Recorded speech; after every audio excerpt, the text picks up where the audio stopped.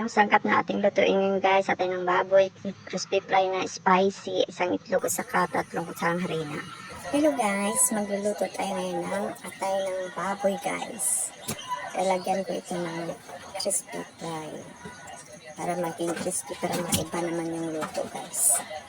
Kaya samahan niyo ako magluto guys.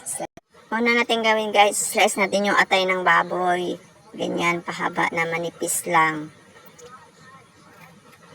Ito na yung atay ng baboy guys na na-slice na.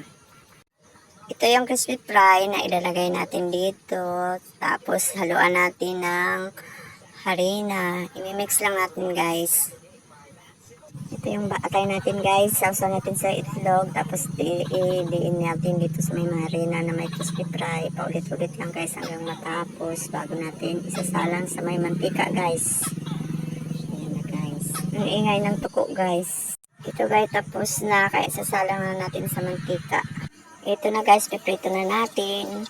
Kasi ready na yung mantika ko, mainit na yan guys. Baka nagtaka kayo brown yung mantika ko guys, kasi use oil yung ginamit ko guys. Kasi hindi na yan magamit pag naprituhan na ng atay ng baboy, kasi itim, kaya use oil ang ginamit ko.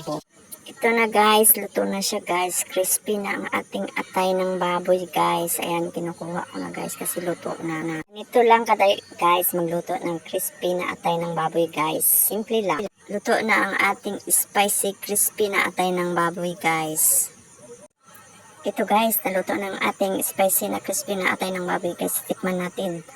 Talagang masarap guys. Try nyo din. Pasensya na kayo sa background ng aking bahay kubo ng kusina namin guys.